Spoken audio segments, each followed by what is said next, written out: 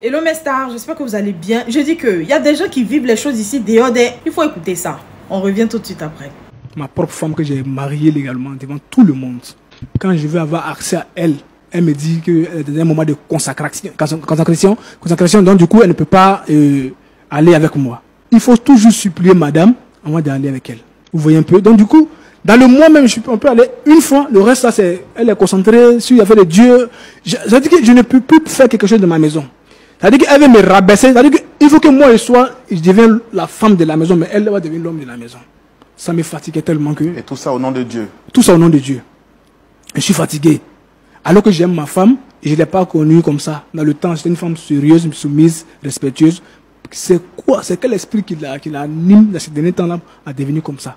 Même les dimanches, quand je veux m'approcher d'elle, elle me prend comme un fidèle simple. Alors que je suis son mari.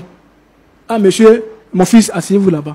Mon fils. Elle vous appelle mon fils? Mon fils, asseyez-vous là-bas. Elle a l'église, elle joue son rôle. À la maison, elle peut se permettre de m'appeler monsieur ou bien mon épouse. Mais à l'église, elle m'appelle mon fils.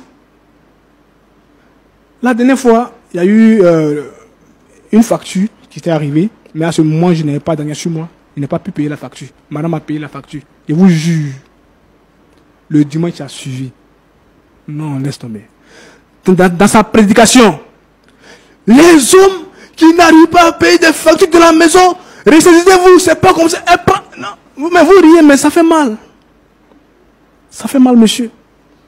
Vraiment, c'est ça. Monsieur dit que, ici, étant ici, au point d'accord, je peux trouver satisfaction, une solution. J'aime ma femme. Sincèrement, j'aime ma femme. Pour qu'on puisse régler ce problème-là. Voilà. Vous vous sentez bafoué dans votre autorité d'homme? Bafoué comme se doit. Parce que je n'ai pas de mots. Quand je veux parler, comme j'aime Dieu, elle met toujours Dieu devant, ça me calme. Mais en esprit, je souffre. Tout doit passer par elle. Tout doit passer par la dame. Pas moi. Vous voyez un peu ça? Tout doit passer par elle. Et ça me fatigue. D'accord. D'accord, j'ai compris. Merci en tout cas de vous être libéré. Merci. On va aussi recevoir votre épouse parce qu'on a tout fait pour qu'elle soit là. D'accord, pour merci entendre beaucoup. sa version et voir comment est-ce qu'on vous réconcilie ensemble. D'accord. Pasteur Tchoumou. Oui. Vous avez écouté l'histoire de M. Lokoulé? Oui. Qui dit qu'il a rencontré son épouse très jeune et il a voulu se caser avec elle. Quand il accepte donc de se marier avec cette dernière, qui manifeste donc la foi chrétienne, pour lui c'est une valeur qui va l'encourager dans ce choix. Il va rester avec elle jusqu'à ce qu'elle lui dise qu'elle ressent maintenant le désir de bâtir une œuvre, selon que le Seigneur lui avait donné à elle, son épouse, de pouvoir suivre. Il va accepter de la soutenir et bâtir même un temple à hauteur de millions pour elle. Celle qui était autrefois une femme respectueuse, soumise et douce, va maintenant devenir une femme autoritaire qui lui manque à toute occasion possible de respect. Et donc face à tout cela, il a interpellé son pasteur qui semble, ou son père spirituel, qui semble cautionner cette voie. Il se dit qu'en tant qu'homme, il n'a plus d'autorité, il n'a plus de mots à dire, et il est venu sur ce plateau-là pour qu'on puisse l'aider. Parce qu'il dit qu'il aime sa femme, même s'il est vrai qu'elle exagère, mais il aime sa femme, et il ne veut pas perdre son foyer. C'est pourquoi il est là. Donc, on l'a écouté. Je souhaite également qu'on reçoive son épouse. Oui, justement, il faut qu'on écoute son épouse pour voir la vérité de quel côté. Voilà. Ok, donc nous allons recevoir ici, très cher public, Madame Lokoulé également. Merci de les recevoir sous vos applaudissements. On la reçoit sous vos applaudissements.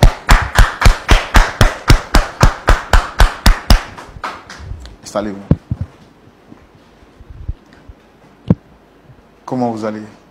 Je vais très bien, merci. Wow. J'aime bien vos tresses. Ce sont des tresses naturelles, africaines, c'est ça? On peut dire ça. En tout merci cas, beaucoup. Ça vous met vraiment en valeur et ça donne un aspect particulier à votre visage. Merci, monsieur. Alors, je suis à l'émission Point d'accord, je suis le présentateur. Et en face, vous avez le pasteur Tchoumou. On n'est pas seul. Vous avez sûrement remarqué la présence de quelqu'un d'autre. Monsieur Lokoulé, bon, comme je le fais avec tous ceux qui viennent, Je voudrais vous demander, est-ce que vous le reconnaissez? Oui, je le connais parfaitement. Et c'est mon mari. D'accord. Alors, est-ce que tout va bien avec, avec monsieur, votre mari? Oui, oui, tout va parfaitement. Il ne faut pas m'énerver ici. Il faut t'arranger à parler ce qui est là. Je ne suis pas ici pour m'amuser. Comment tout va bien? Mais chérie, qu'est-ce qui se passe? Il faut leur expliquer ce qui se passe à la maison. Comment tout va bien? Mais tout va très bien, n'est-ce pas? Fais expliquer au monsieur ce qui se passe à la maison. Ton comportement qui est dedans là. Il faut l'expliquer avant quitter ici. Tu ne vas pas prendre nos soucis de famille pour venir déballer ça ici comme ça? Hein? Il t'a posé une question, il faut répondre à ta question. Il ne faut pas m'emmerder. Comme tu as décidé de nous exposer, nous allons nous exposer alors. Monsieur, encore une fois, bonjour. Je suis Madame Lokoulé, pasteur de l'église Paix et Amour. Mon mari que voici ne se plie pas à mes règles, si je peux le dire ainsi. Je suis pasteur. J'ai un devoir à l'église et j'ai un devoir à la maison. Mais il ne veut pas m'aider. Je ne sais pas en fait. Je ne sais pas comment le dire. Il refuse de se soumettre. Je ne sais pas si vous comprenez. Votre mari refuse de se soumettre? Oui. D'accord. Vous êtes pasteur, vous avez dit. Ça fait combien de temps que vous êtes pasteur? 5 ans. Et comment est-ce que tout a commencé?